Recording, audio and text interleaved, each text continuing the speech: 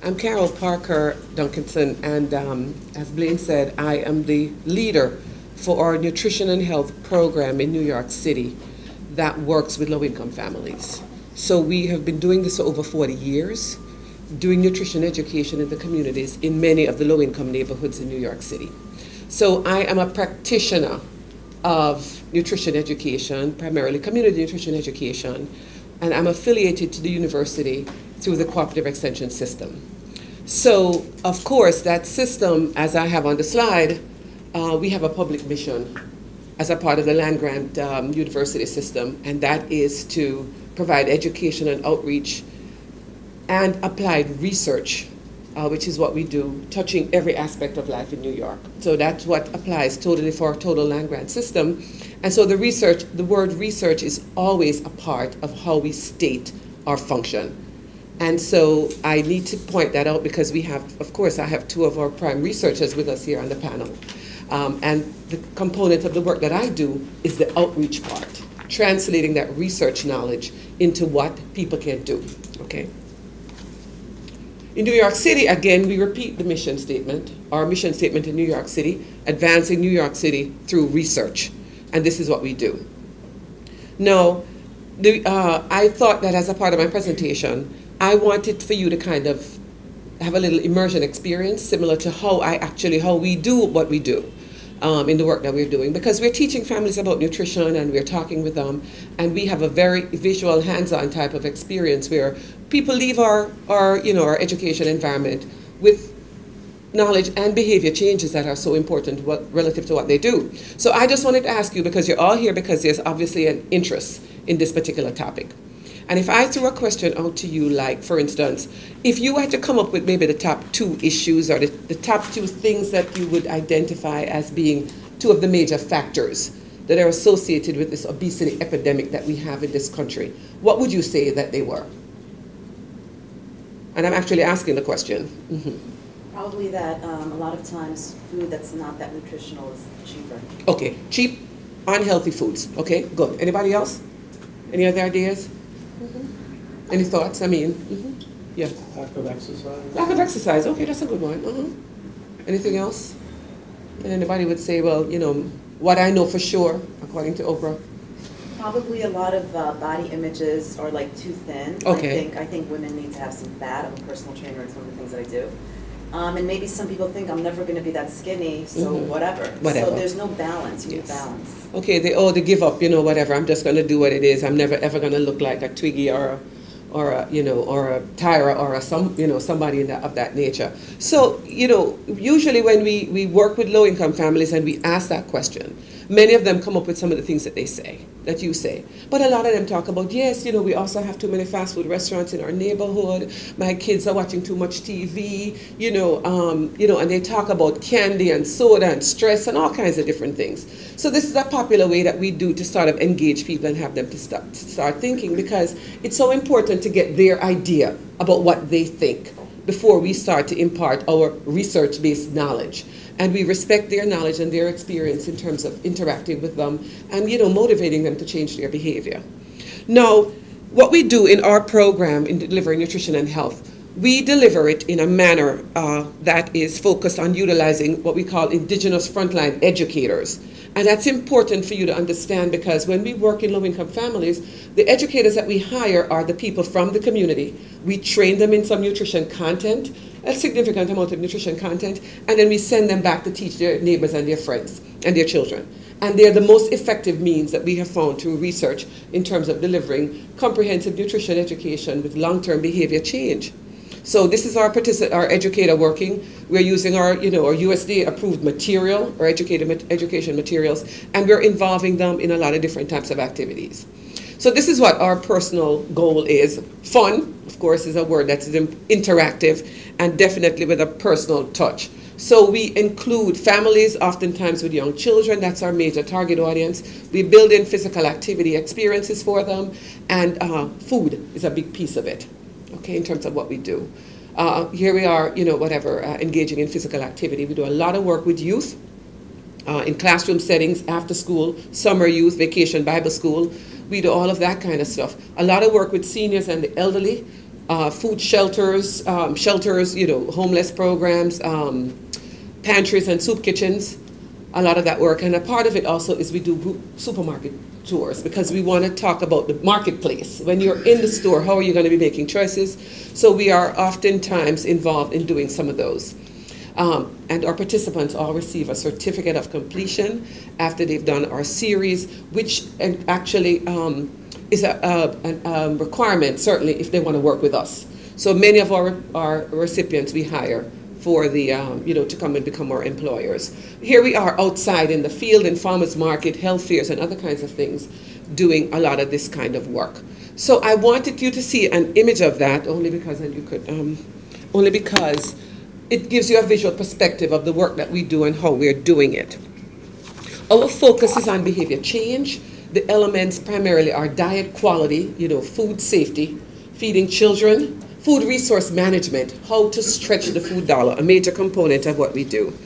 And so the task of taking the research and making it evidence-based, taking the evidence-based research and making it practical is where our expertise comes in working with families.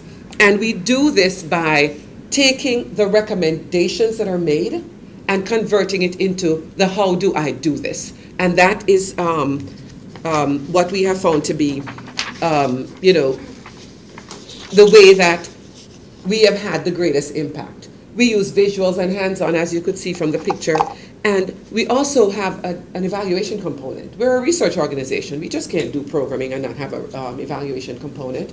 So we have a pre-assessment of behavior and also of dietary intake, and we have a post-assessment after we've had a 6 to 8 week intervention.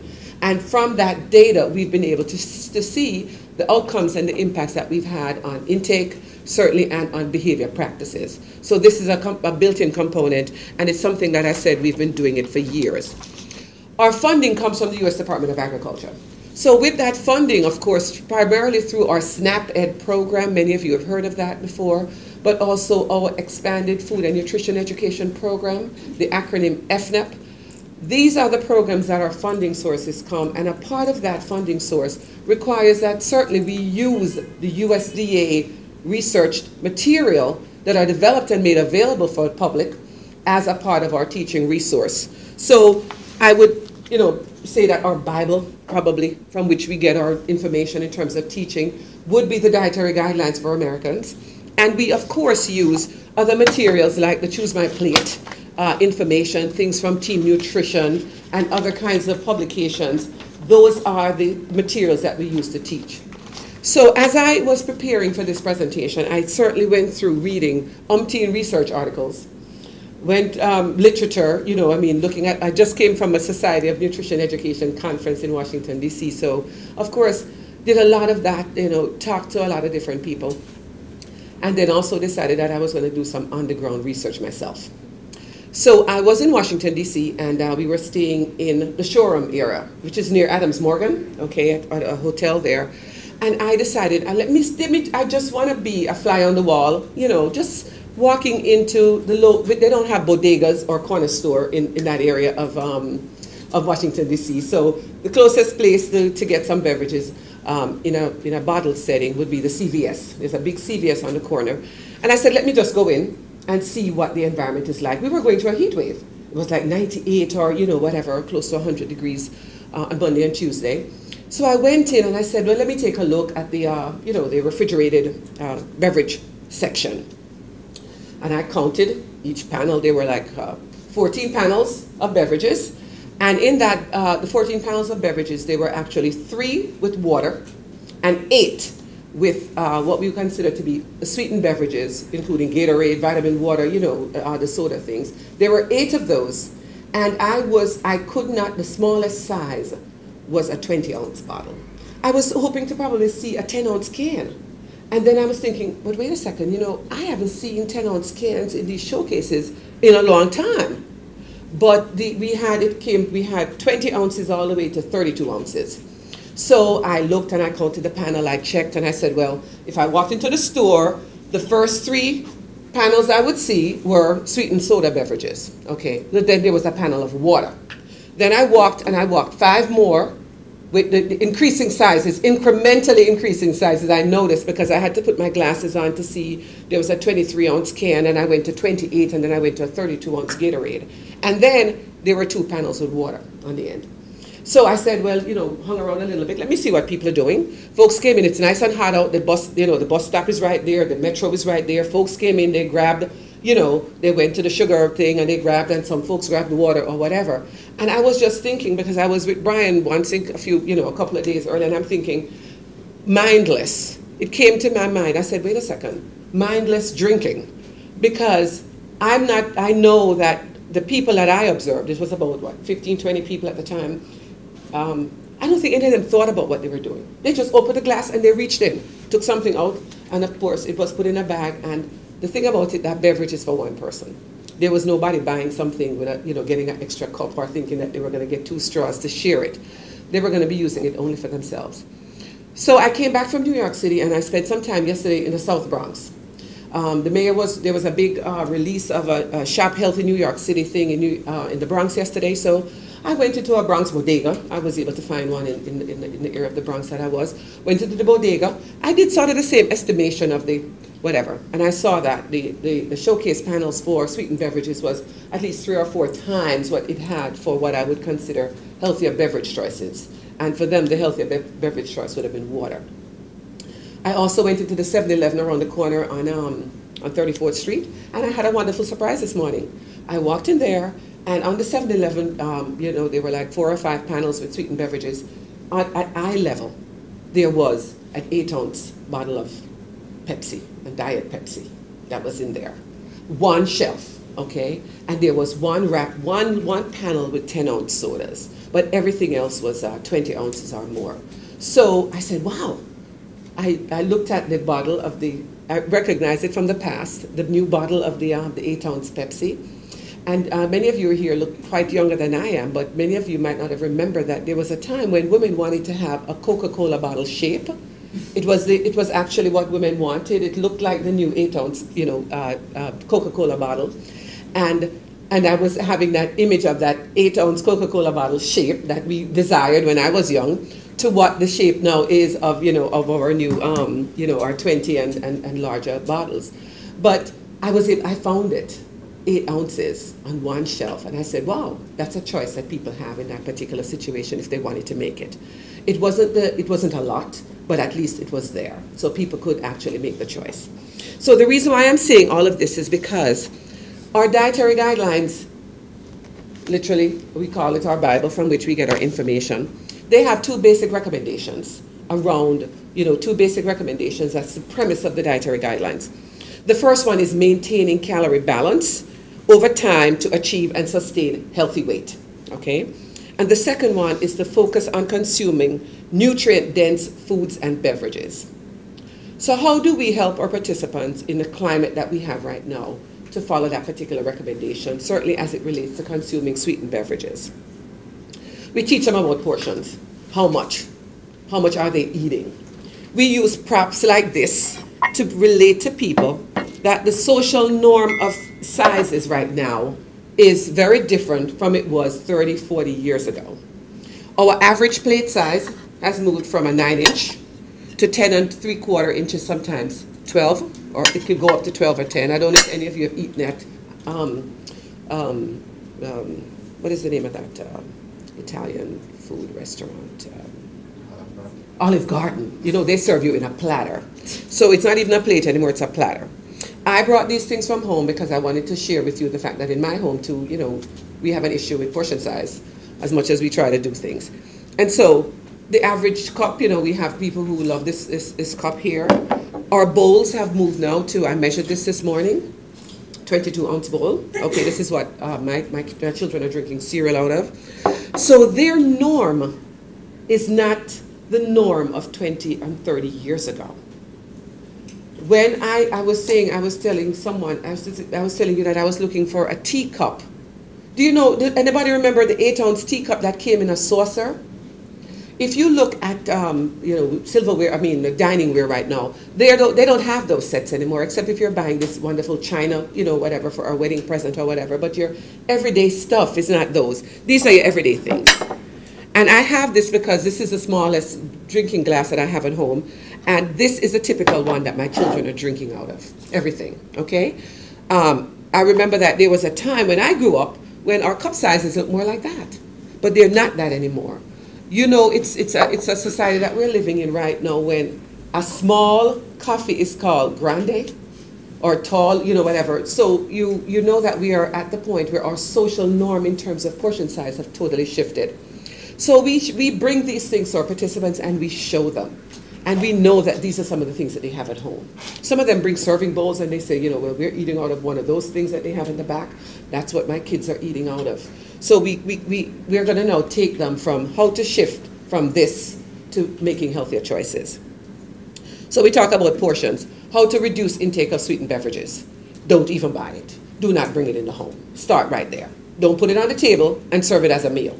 You don't sit with soda and then insist that your children drink, you know, milk or whatever. Just avoid it. So we give them that kind of information in terms of that.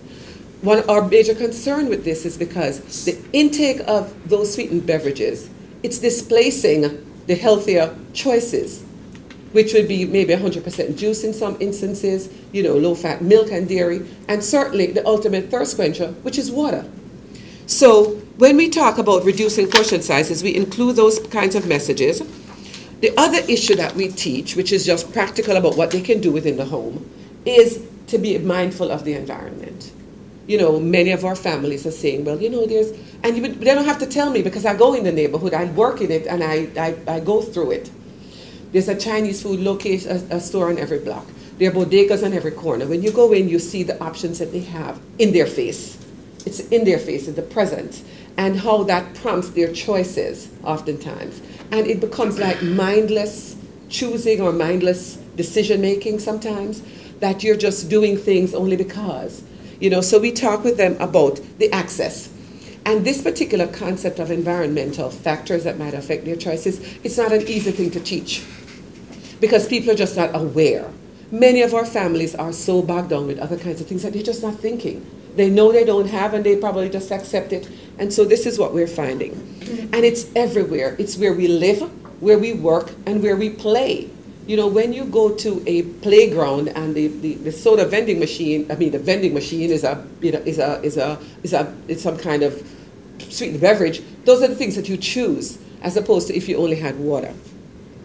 So no matter how much we teach folks about their environment, the thing is that we can't move them out of the environment.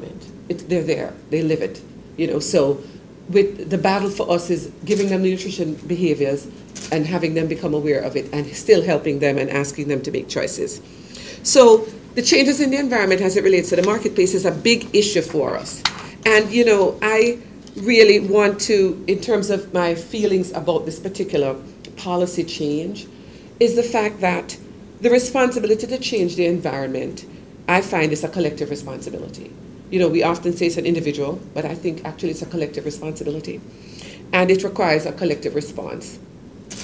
So I feel that if it's recognized as being important and it's expected, that recognition and expectation is at all levels, which include policy levels, prevention levels, healthcare levels, education levels, and in the marketplace, that I would, you know, in our position as community nutrition education, I support policies, let me say that are aligned with our goals of using evidence-based information to inform our teaching. And the message that we teach, and from the research that I know that I've read and I'm aware of and I'm conscious of, is that increased portion, increased consumption. And so, you know, in thinking about our social norm and the shift that we have right now, we don't know for sure whether this policy is going to work. And most likely it can, in some way, in its intent to reduce access and availability. And maybe it will help in shifting our social norm again. Maybe. We don't know for sure. But the bottom line, which is a term that is often used in the marketplace, is that our families aren't even talking about it. In the communities that I work, there's nobody talking about the soda ban. There's no discussion. It's not a thing that people and families are worried about. It's not a major part of their thought process at this stage. So my perception is that they're faced with so many other major issues right now to deal with, that they're probably depending on institutions and or government to make decisions and implement policies that will benefit them in the long run. And that's, my perception, that they're actually depending on a collective response, and for the institutions and the government, who they trust the most of the time, to come up with decisions and make some policies that will affect them in the long run. So that's my statement. Thank you very much. Thank you. And Lewis? So, you call this a single serving of soda? Or I was yelling at Blaine because he doesn't have a bottle of soda for everybody. Aren't you all upset that you didn't get one of these? We'll come back to that later. But the soda ban, consumers deserve freedom to choose. This is something you've heard, right? There's no question that they do. But they deserve freedom to choose small portions if they want them, is my point of view. They are being held captive.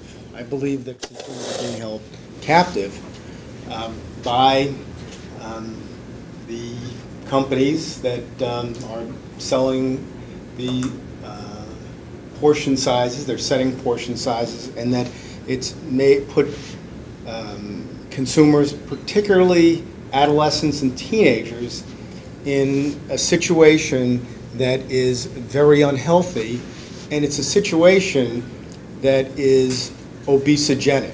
And I'm going to show you the evidence that obesity, once it begins, may be very difficult to return from.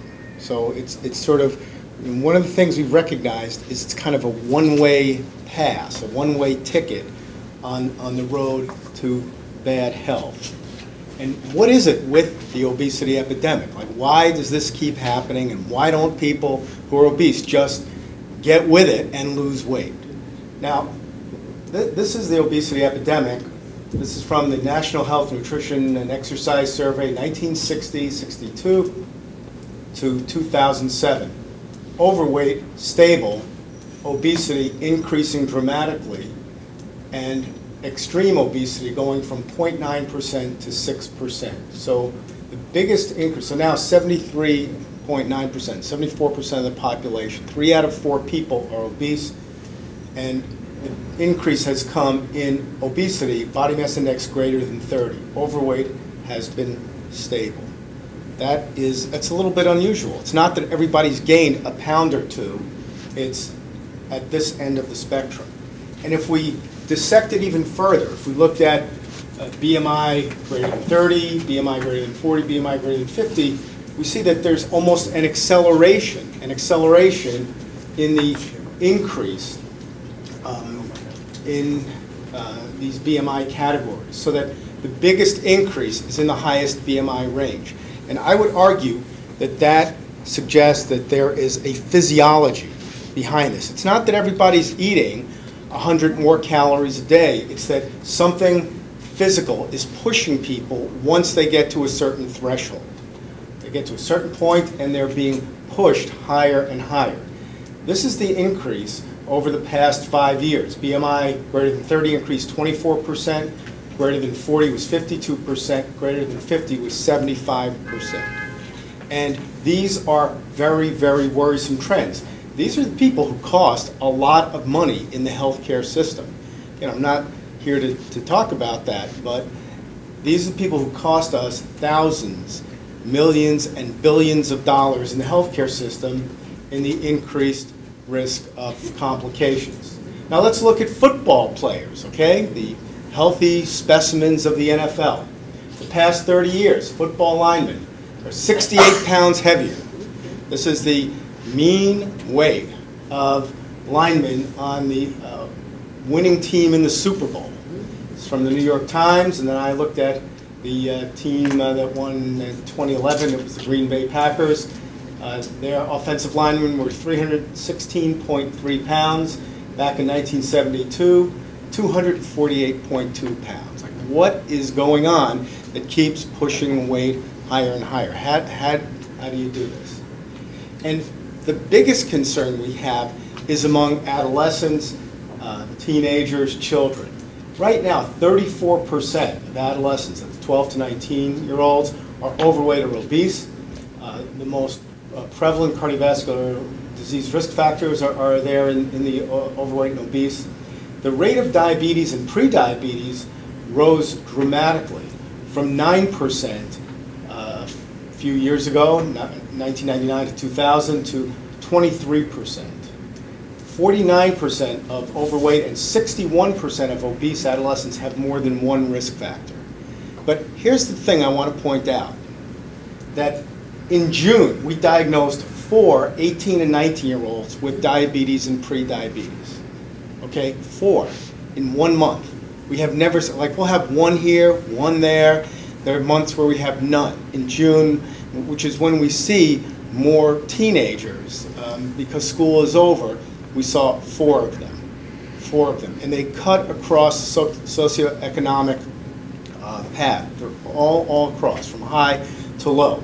And to me, this is more than the tip of the iceberg. This is very, very worrisome, because it tells us that teenagers are not going to be protected from the diseases of obesity. In fact, it looks to me like they're developing these problems earlier than adults, where adults sort of percolate along for decades. We're seeing it's like an entire lifetime of illness compressed in 10 years. These are typically teenagers who started gaining weight when they were 9, 10 years old, and then they gain a tremendous amount of weight in early adolescence, and by the time they're 19, they have adult-type diabetes.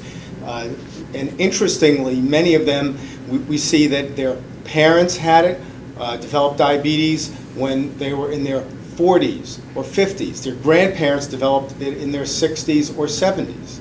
Now, this is a very typical pattern. And this is why we're so concerned. There are now more than 60 diseases associated with obesity, more than 60. And in the past, we used to say, gee, how does being overweight and obese cause a disease? That can't really happen, but now it is crystal clear that the hormones that come from fat cells, combined with inflammation that is caused by excess fat in and around the abdomen and other parts of the body, triggers the diseases that we associate with obesity. And the reason it's so powerful as a disease-causing entity is that there are multiple hormones. There are many different hormones that all occur at the same time. So for something like breast cancer, for example, you have growth factors, estrogen, inflammatory hormones, all of which promote breast cancer. So what happens? You have a tremendous increase in the risk of developing breast cancer in obese women, and that is not going to change. It's getting, again, earlier and earlier in generations. The big ones, diabetes, coronary heart disease. Recently, people have been saying, gee, wow, it's great, we're treating coronary disease, people are doing better than ever. What we aren't saying is that they're developing coronary disease at an earlier age. So one of the reasons that people are doing better is that now they're physiologically younger than they used to be. So instead of being 70 years old, now you've got 35-year-olds developing coronary disease. And so they do better when they go for a bypass. These are some of the statistics that get lost in the data. Now, I wanted to point out this paper, which to me is makes a really important point. And this is by three very, by number, but 3 primary groups of researchers from around the country. Obesity is associated with hypothalamic injury in rodents and humans. Okay? Obesity associated with hypothalamic injury. That is damage to the brain. I'm not going to go into this in detail, but basically what this lays out is an incredible series of experiments that show that feeding animals fattening food, food that causes them to become obese, overloads hypothalamic neurons. And as a result, when these neurons are overloaded, it's almost like a transformer, an electrical transformer being overloaded with electricity. It can blow out. And when that happens, eventually there may be fewer and fewer neurons to handle the signaling load, the load of signals coming from the fat cells, from the intestine, from other parts of the body, which tell the brain how much fat is stored. So what do the higher centers of the brain do to keep the signaling the same? They try to expand fat mass and increase the amount of food that's coming in. That is the wisdom of the brain. The brain says, okay, let's amplify the signal. But what this seems to lead us to is the ratcheting phenomenon. The thing that is causing weight to go up, up, up, and not be able to go back. And again, that's not the topic of the discussion, but the point is, this points us in the direction of the interface of the environment and something physical that's going on, something physical that changes in the body that makes obesity inexorably move up, up, up, and never want to move back. Okay, and again, I would be happy to answer questions about it. But this is a hypothetical model we've put together, very simple. High fat, high carbohydrate foods causing this hypothalamic injury. They identify a very specific neuron called POMC neurons that are injured. There's not as good remodeling in animals with a tendency to obesity. As a result, the brain seems to not be able to tell how much fat is stored. There's more fat mass to restore the equilibrium, so the cerebral cortex and other centers can feel the way they're supposed to feel. That there's a reduced sense of fullness and an increase in cravings. That increases food intake. There's a fat mass gain. That actually increases hypothalamic injuries, right? How do you equilibrate the system? You take in more food. That increases hypothalamic injury by putting more strain on the neurons, and boom, you're back where you started from. So, and we actually see this clinically, where people go through this very aggressive phase of weight gain. They almost don't know what's happening. They start gaining weight, and boom, they just start gaining, and we've gone back now and looked at some of our patients who we followed for 15 or 20 years, and we see that there's this brief period of time before we started aggressively managing them where they may have gained 30, 40, 50, 100, 200 pounds, and then we started treating them medically or surgically, and that is what stopped it. So it brings up the question of whether or not things like this, I mean, this was a long time ago, back in the 50s. Should we start COLA earlier? When I was a resident, the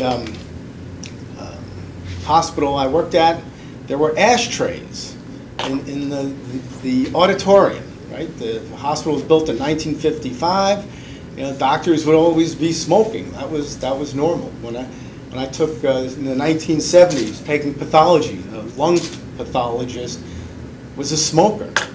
It's like, how's someone who's the head of lung pathology at a major medical center? He was at Hopkins. The guy would smoke cigarettes. He'd have to go outside, and he'd be back like a half hour later, and he smelled like smoke. And you're talking about lung pathology. But in any case, when it came to soda, we wonder about these things. And so here's I got these off the internet. We got kids smoking cigarettes, and it could be that we will look at images like this, just a kid drinking soda, but it's a lot of soda.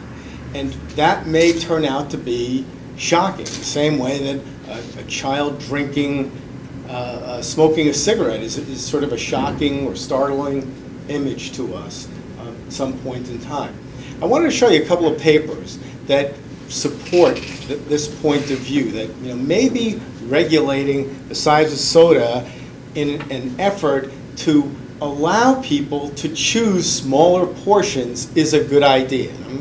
I'm going to get into this in a second. This is a study by Barbara Rolls and colleagues from a university in Pennsylvania, all of that. And they looked at 33 subjects, 18 women, 15 men. It's a crossover design. And what they did was give different portion sizes of soda, or diet soda or water. And they did a variety of things, switching around the size and looking at how much they ate at a meal that was served afterwards. And the result was that increasing beverage portion size significantly increased the weight of the beverage consumed, regardless of the type of beverage served. So here's their conclusion. Serving a larger portion of beverage resulted in increased beverage consumption and increased energy intake from the beverage when a caloric beverage was served. Okay, that was the bottom line. This was a very carefully controlled study. Another study by one of our colleagues, Brian Wansink from upstate, was really very, very clever. And this doesn't have to do with soda, it has to do with popcorn. And many of you have heard of this study. This is a famous stale popcorn study. But what they showed was that they gave people either popcorn that was fresh or popcorn that was 2 weeks old, and they showed that when they gave them a bigger bucket of popcorn, even when it was stale old popcorn, they ate more popcorn, even if they didn't like it. So their conclusion, even when foods are not palatable, large packages and containers can lead to overeating. Okay, and they suggest that good idea is that maybe if they apply this to less preferred healthful foods, such as raw vegetables, you can get people to eat more vegetables. So you give them the giant vat of raw vegetables, eventually they'll start eating more vegetables. So now, Carol, you went into this. What is small? What's medium and what's large? Okay, so here are some traditional ideas. Soda, 12 ounces, 20 ounces. Here's a 34-ounce bottle of soda. And this is 140 calories, 240 calories, and 400 calories. You should know that when the 20-ounce bottle first came out, it was a 3-portion. It was touted as 3 portions. There was enough for 3 servings. But how's this for choice? So this is from the Kips Bay, the AMC Kips Bay movie theater, not far from here. Small, 32 ounces, 310 calories. Medium, 44 ounces, 426 calories. Large is 51 ounces. So how big is this? Ladies and gentlemen of the jury, how big is this? Let's see. What does it say? 20s. It's 34 ounces. It's a liter. So it's like 33.5 ounces. Okay?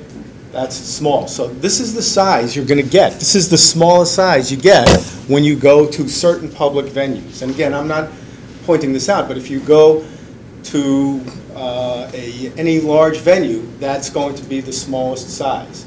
Here's a movie theater where they happen to have, our local movie theater has, here's drinks, small, medium, large. They post the size, portion size, and the price. And it's hard to read, but 0 to 640 calories in the small. That's 450, 0 to 880. I'll go into this in another slide. You can see it better. And here, large, 0 to 1020. Here's what it says. The small is up to 660 calories. Okay, that's pretty big. That's $4.50. Medium is up to 880 calories. That's $5. And large, 1020, that's $5.50. So there's a $1 difference, and it's not twice the size, but it's 80% more. So there's a strong financial incentive to increase portion size. Now, I'm not going to spend time talking about this, but there are many studies in animals showing that when you get in the range of sweetness of sugar-sweetened beverages, whether it's juice or soda or any of these, that animals will markedly increase their consumption of these things. And it's because it hits certain receptors or whatever, but it's not very hard to get them to consume it. In fact, they'll consume 90% or more of their calories per day of sugar-sweetened beverages. They won't have anything else. Like they won't eat their normal mouse chow, they won't eat anything. they'll only drink the sugar-sweetened beverage. That's it. So it's not hard to get animals to eat or consume sugar-sweetened beverages, but to then give an economic incentive to increase the amount, I think makes it very, very difficult. So in conclusion, I think that the fact that the minimum size at many movie theaters and other public venues, go to garden, place like that, is 32 ounces, that is really the issue here. And that trying to give people the option to choose a smaller portion is critical. There's an economic incentive to buy even more. The portion size is too large for teenagers and adolescents. Send your teenager and tell him this is the smallest size Coke you can get. This is the one you're going to get. Tell me, he goes and gets $5 worth of soda like that a teenager is not going to drink the whole thing. And if you're an adult, you could buy 2, 3, or 4 sodas. You could buy 5 sodas. You could buy all the soda they have there. That's fine. You have plenty of options. Plenty of options are available to expand it, but in my opinion, there's no option to reduce the size where, right now, the way the situation is, we are encouraging passive overconsumption. Okay? So you can tell that I'm in strong support of the soda ban. Thank you very much. And David? Sure. So just to give you an idea of who I am to begin with, I am a behavioral economist. I make my living doing behavioral studies, essentially field studies, where we go out and we run experiments on people in the real world to see how they respond to little things in the environment. And I'll mention here this research center that I lead, the Cornell Center for Behavioral Economics and Child Nutrition Programs. It's a center that's been open for a couple of years. We get our funding primarily from USDA. Co-directed with Brian Wansink, who is mentioned in both prior presentations, and we'll mention him again. And we've been looking at a lot of how kids can be led to make healthier choices on their own. And I'll come back to that idea because I think it's actually a really important idea of how we can get people to make healthier choices on their own without sort of kicking them or holding something over their head to force them to do it, and why that might be a good idea. So let me start out, and we just talked about this study, so I'll go through it very quickly. If we look at the research behind this proposal, this proposed ban on larger sodas, they actually cited a lot of studies by Brian and a lot of others as well, saying exactly that if we have larger portions, people tend to eat more. In the case of popcorn, and in particular in the case of stale popcorn, you double the size of that container and they end up eating about 1/3 more. And that's a substantial number of calories, and why in the world people would do that with stale popcorn that was greasy and a week old, I don't know, but they do, okay? And we see this over and over again. There are actually dozens of studies that say something similar. It's true when you're dishing ice cream. It's true if we're talking about larger or smaller plates. It's true of anything that we've been able to see. But, and what's the but? The but is there are 2 important differences between these types of studies and what we're proposing here in New York City. And those differences are actually very important. One of the major differences is that these are randomly selected individuals. We had people coming into a movie theater, and as you're coming in, you say, "Hey, would you like some popcorn?" And they took whatever popcorn we gave them. We had no idea on, when they were walking into the movie theater whether they were even thinking of buying popcorn or not. We just gave them popcorn. And that's a very different scenario than I'm walking into the store to buy a 32-ounce drink, and I'm walking straight there. It's a very different notion of whether it's given to you, whether you had decided you wanted it or not, or whether it's something that you specifically went in to buy. One is goal-oriented thinking, I'm going to get this. The other is, wow, that's a surprise. That's great, thank you. Okay? It's very, very different thinking. And the other piece of this is that the manipulation was surreptitious. Okay? In other words, when we've done plate studies and we've had smaller plates or larger plates, people didn't notice that we had given them smaller or larger plates. We didn't say, somebody who comes in and says, I'd like a large helping of this, and say, we'll give you the small instead, right? Instead is just, we either gave them the large one or the small one, and it was in a setting where they're not going to be inspecting it, they're not going to be thinking about it, it is outside of their mind. It is mindless, okay? Those are two really, really big differences. And in real life, right, it's only those who want more than 21 ounces that are ordering more than 21 ounces, so long as there are smaller portions available, right? If the smaller portions are available, they'll order the smaller portions if that's what they want. And really, that's one of the big problems we face, is there is this lack of choice. A colleague called it, it's said perhaps it's soda companies that are sort of dictating to us and pushing these things on us. Well, in truth, yes, when there are things out there and there are certain sizes, whatever sizes they may be, when we see the size, it suggests a social norm. And we see this over and over again in our experiments. Whatever that social norm is, we tend to drink that amount or we tend to eat that amount. And if there are smaller social norms, we eat less. If there are larger social norms, we're going to eat more. But that social norm makes a difference.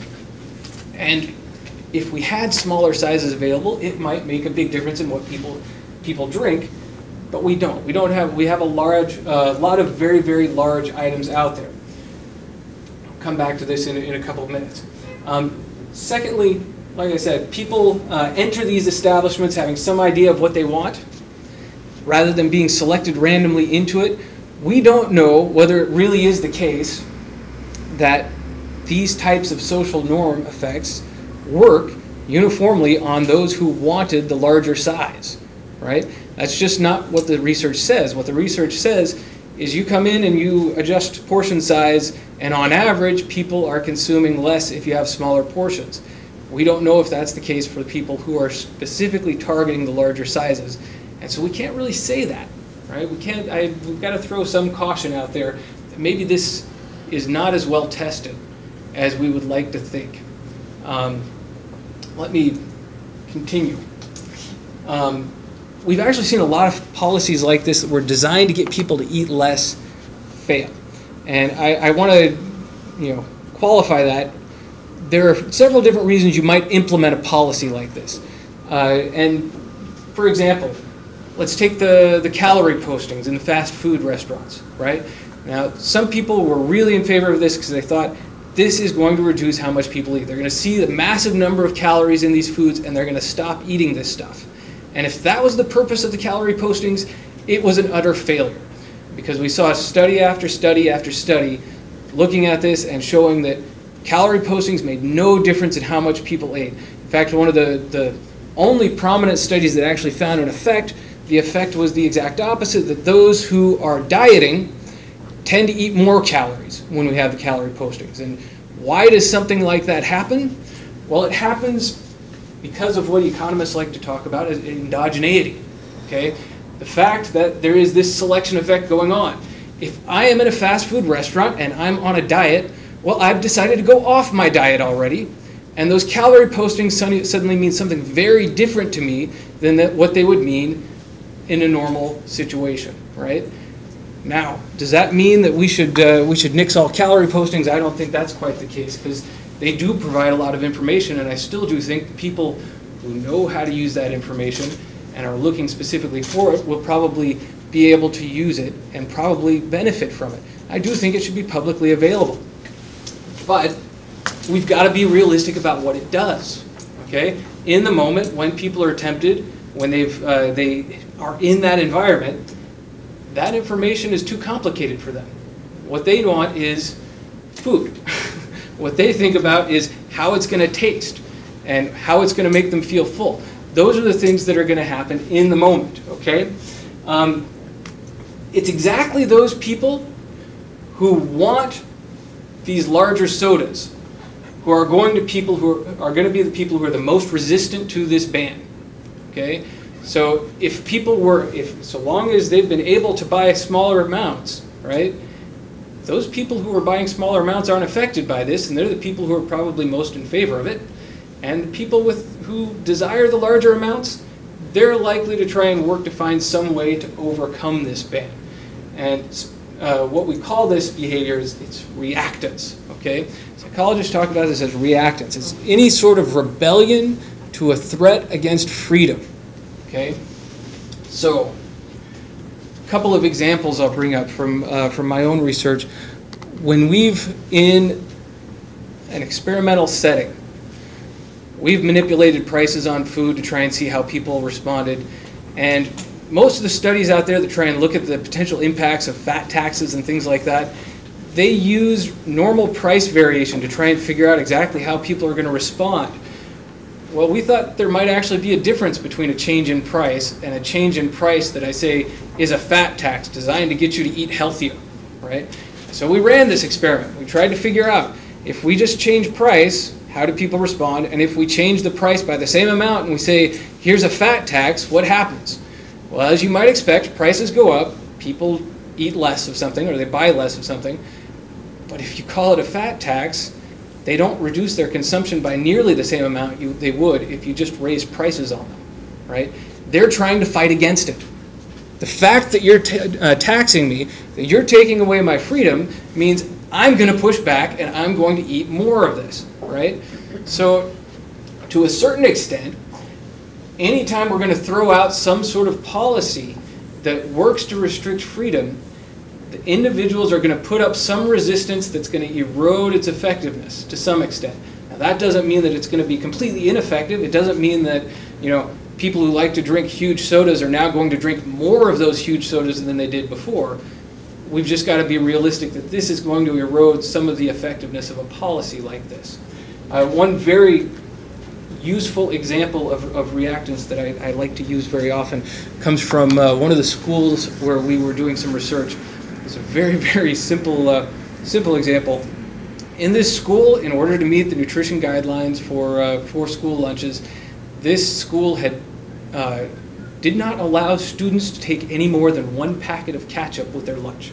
Okay, so you ever try to use 1 packet of ketchup to spread all over your whatever chicken nuggets and fries and whatever else they might have been serving at the time? That's difficult. There's not a lot of it to go around. Okay, now the whole idea was to get kids to eat just a little bit healthier, but that's not the way the kids interpreted this. They saw this as egregious. Ketchup is never going to make me fat, they thought. This ketchup, I should be able to take 2 or 3 of these and cover these things. It's the other food that's really making the difference, that's the problem. And because they saw this as egregious, they rebelled. And they threw a protest. And this wasn't a very damaging protest, but it's illustrative nonetheless. Protest, the seniors on the day of graduation, at the ceremony, each senior, as they're walking by, shaking the hands of the principal, they had in their hand a packet of ketchup, right? Now, you might think, well, this is rather innocuous. If this is all that we get out of this, that might not be such a bad thing, that all we get is, a lot of packets of ketchup on graduation day. But think for a moment what they're doing. If they are that organized and that incensed to put together a protest, have we helped them form some new health habit? No. We haven't. When those kids are going to McDonald's, they are not taking 1 packet of ketchup for whatever they've ordered. Instead, they're grabbing handfuls and handfuls and they're saying, free at last, and taking tons and tons of ketchup. They're doing exactly the opposite of what the policy was designed to do, because it was in a very limited circumstance. That's what I mean by eroding the effectiveness of a policy. We've got to worry a little bit about something like that. Now, that's the end of my slides. Let me talk a little bit about some other potential ideas. The thing that worries me the most about this soda ban is that it is not tested, right? We have not tried this out this way, and we don't know what it will do. This is, for all intents and purposes, much like the calorie postings, this is a full-scale field experiment in 5 boroughs, right? That's what it is, because we haven't seen exactly what this is going to do and how it might affect people. Now, there might be some other ways to do something very similar and maybe even to be more effective.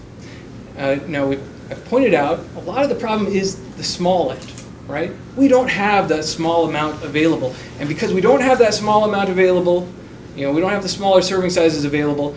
Then we know people in that normal range probably are drinking more without really thinking much about it. They don't have any reactants to having, large sizes are only there. It's sort of an asymmetric effect. What do you think would happen if, New York City just simply went to the soda companies and said, we'd really like you to have smaller sizes available, and if you do that, we won't implement this ban? Do you think that might have a bigger impact? Or what do you think might happen if simply, for example, started regulating what you could call these sizes, whether you could call it a normal or a medium if it's something like this, that is gigantic. Now, we've actually done a little bit of research along those lines, and believe it or not, you serve food, identical amounts of food, and if you call it a regular size, people eat almost all of it, about 95% of it, and you call that same serving size an extra large, and people will eat only about 75% of it. They'll reduce their calorie consumption simply by you manipulating what you call it. Now think about that. That's astounding, right? It's astounding. I can see the size, I feel how full I am, and it makes very little difference compared to whether I called it something large or small. It's again that social norming effect. There's a principle in economics. I don't like to speak too much economic-ese, but if I have to, I have to. There's a principle in economics called the principle of targeting. Okay, it essentially says something like this: if we want to accomplish this goal, then our policy should be designed to achieve that goal directly.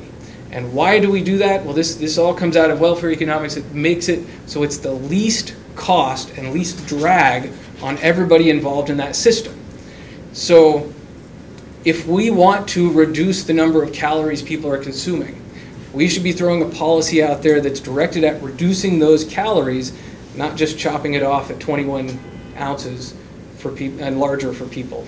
Because when that happens, when we've just arbitrarily thrown in this policy, it creates costs for the consumers that we may not need to put in there and achieve the same goals.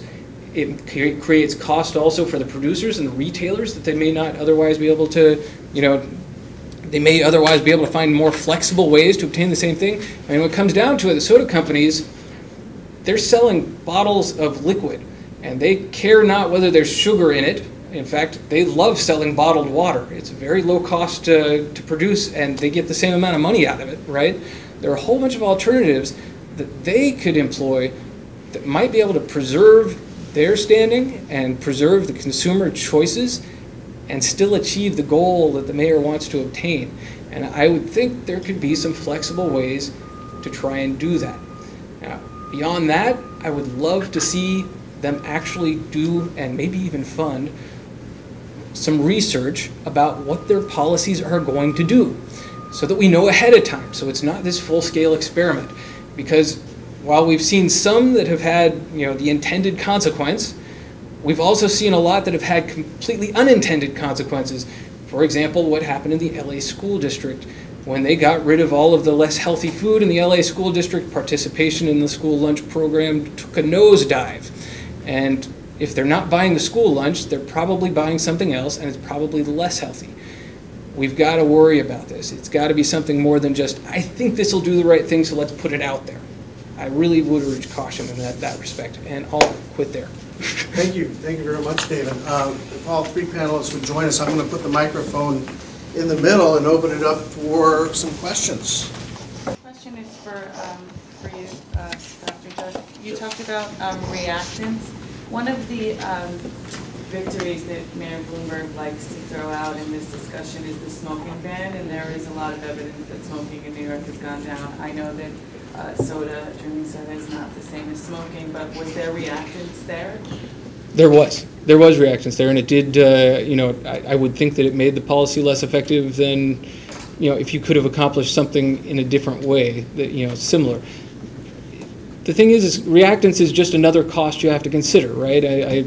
Sorry, I think about things like an economist, but I do.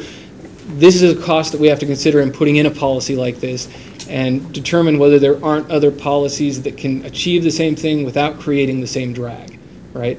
So yeah, there were some people when the soda ban, or actually the smoking ban went into effect, that did everything they could to try and fight back at Mayor Bloomberg or whatever. There were bars that tried to flout the law. There were individuals who decided to smoke more than they had before, at least slightly, in order to try and fight this. It may have created some cost, and we don't know exactly what that was. We don't have full evidence on that, but it created some cost that made this a little less effective. But in the end, I think people agree that it has been effective. Absolutely. Primarily by, say, larger families who decide to share sodas, or is this something that's primarily going to be borne by people who decide to work all day and just buy one soda in the morning or something like that? We don't know who's going to bear this cost. We don't know where that reactance is going to come from and how strong it's going to be, simply because we've never done the studies, right? Nobody's ever looked at it.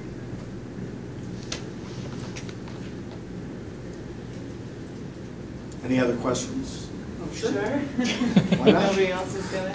Do you think that, the way that people behave, do you think that people are gonna buy when they walk into the movie theater, do you think they're gonna buy 2 sodas? Or do you think that they're gonna consume less? So with the movie theater sizes that we saw on the screen, I don't think very many people are going to buy multiples. No, but again, right? It'll be limited. It'll be limited to 21. With a 21, I think you would, right? I think you'll see some people who go ahead and buy multiples at 21 ounces. I again don't know what percentage that is going to be, but I certainly think some people are going to end up buying multiples. And whether they do or not, if they feel like they've been restricted, they're going to be resentful of this in some way. How big is that effect going to be? That's something that really does remain to be seen. And as I guess the question I have is, what's the goal? Is the goal to reduce soda consumption, or is the goal to reduce obesity? Because if the goal is to reduce soda consumption, I think this will have some pretty good effect. I worry a little bit about whether this is going to actually impact obesity directly, at least the way it's targeted, just towards the high end. And if it doesn't, what happens? Well, if it doesn't, this has become something that raises the ire of a lot of people, and at the same time is not particularly effective. And then it becomes, it becomes a hiss and a byword, if you will, right? Other policies that could be effective won't be tried at that point because look what happened, right? We don't want that to happen to us. That's the worry. That's why you really got to know whether something's going to be effective before you just throw it out there, at least in my mind. Go ahead, and then we'll get you. This is for Lewis or Carol. So as far as the ban, would you be more in favor of some other policy, like a tax? Because I know both of you are very involved in nutrition, and it seems like this would only, that people would still drink a lot of soda. So would you be more in favor of something like a tax or any other policy? Well, the tax related to additional cost of the item is something that has been proposed and talked about before, and I'm not really sure about because I know the instances with cigarette were when tax alone was applied. I don't think it had much of an effect on smoking, but when the restrictions in terms of where to smoke or whatever, that certainly had an effect. So I'm not sure if the tax, which would then increase the cost, if it would be as effective possibly as just not having access, because that's primarily what this ban is, limiting access to these larger portions.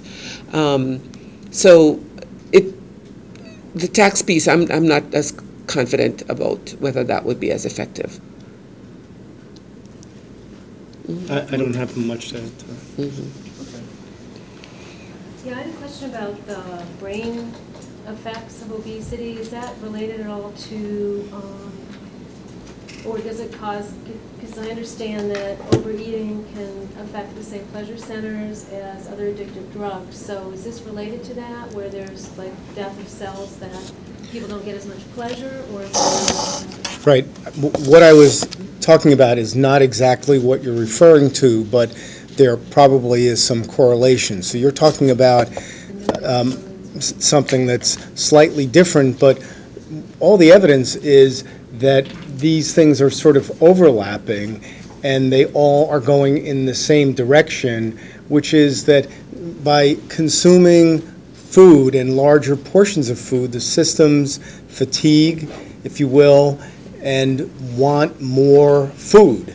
And then the regulating centers have difficulty sensing what the right amount of fat to have in a body is in those who are susceptible.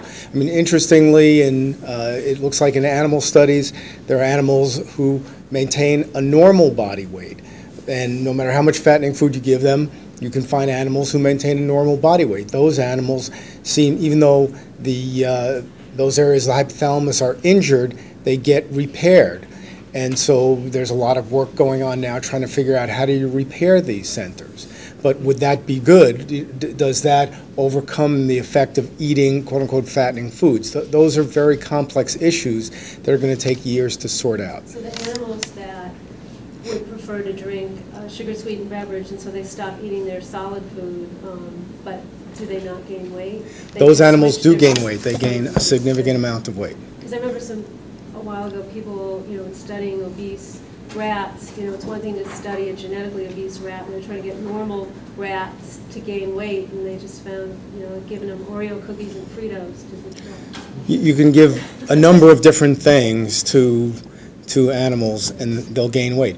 And then, there are even mice where you give them, they're very, very efficient. You give them normal mouse chow and they become obese. So you have to pick the right models. I'm not a mouse doctor, I'm a human doctor, but my colleagues tell me that you have to pick the right models.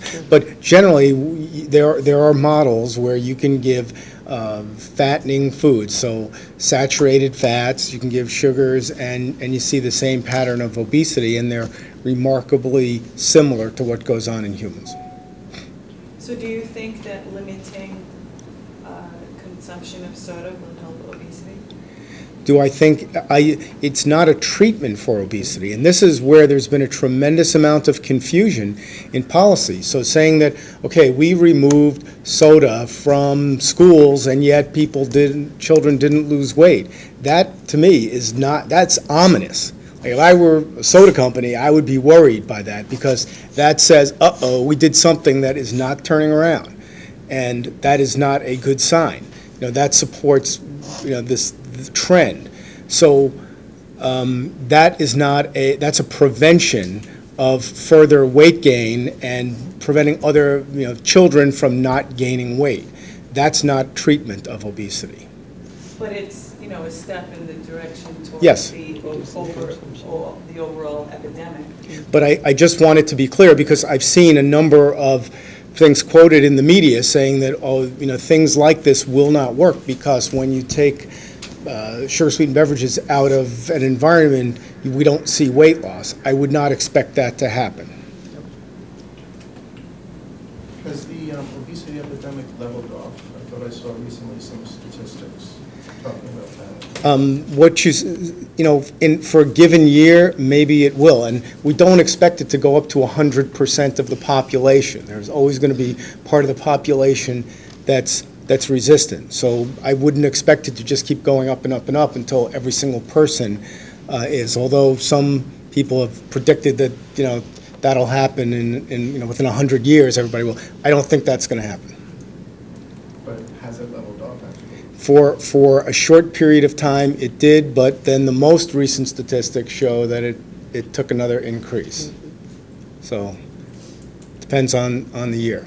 But again, when you look at the volume of it, when 3/4 of the population is obese, and when you look at the cost in billions of dollars, and again, forget the obesity, it's the diabetes, and we're talking about things that have never been seen in the history of the world, like seeing some kids less than 20 years old developing adult diabetes. To me, it's like, as a doctor, I was with our pediatric endocrinologist yesterday, and we're looking at this saying, like, this is unbelievable. This is unprecedented stuff. That's what's worrying us so much and makes us realize that something really bad is going on. So if I'm not a public health official, but when you're a public health official you want to do something drastic in a situation like that. If this were an infectious disease and I came to you and said I have 4 index cases of 19-year-olds who have this illness and they shouldn't have it for 40 or 50 years, what would you do? You would like start a quarantine or something. You would start some type of a mass program to prevent it. And I think that that's the kind of response you're seeing from the Department of Health to try to protect people. That's really what they're trying to do. People are looking at this as onerous. They're trying to protect people from this. And this is one response. And again, I don't want to make it sound like, we're talking about, something that's overly dramatic, but when you're a public health official, there are only certain things that you can do. Here's the point I'm making. Like when you're a regulator, there are only certain things that you can do. You can't tax something. All you can do is try to control the things that you can control. I work with the Food and Drug Administration all the time. They can only do certain things to regulate medications. They can't do everything they would like to do because the rules they have only allow them to do certain things. And like sometimes we can't understand what they're doing, but after years of working with them, you see that they do this because they can. Once they approve a drug, they actually can't take it off the market. They can't. They have to ask a company to do that. No one really understands that. So that's why they've made it so difficult for drugs to get approved, because they can't take a drug off the market. So people like myself have said, fine, make it possible for them to take a drug off the market so that we can have more medications, and then if there's a problem, take it off the market sooner. We don't want a company selling something that's not good for people. Do you understand what I'm saying? Sure. I'm also wondering about, there's a talk about how the size of the movie theaters, they're not small enough. So would the other angle be somehow forcing movie theaters and restaurants to make available smaller portions instead of taking away the larger portions? Again, I'm not a regulator. I don't know how the regulations can work and what can be regulated. But again, the second part of this is the economic incentive. So, I'll tell you about a little experiment I did with my daughter when she's 25 now. She was much, much younger, and this was back in the 90s. And back then they still had small, medium, and large soda. And small was 70 cents, a medium was 80 cents, and a large, which was twice the size, was 90 cents. But it was only 20 cents more. She was like 8 or 9 years old. I said, which soda should we get? She said, what am I, stupid? Do you think I'm stupid, Daddy? The large soda. Like, an 8 or 9-year-old can do the math and figure out that the large soda is the soda to buy. So the economic incentive, I think, also is there. So is a city government going to regulate that you can't have an economic incentive in sodas? That, I think, is not realistic. That is onerous. Unless they were to tax, the bigger the size portion, the more the tax, I think that's where it's getting difficult. So I think they're trying to regulate what they can regulate.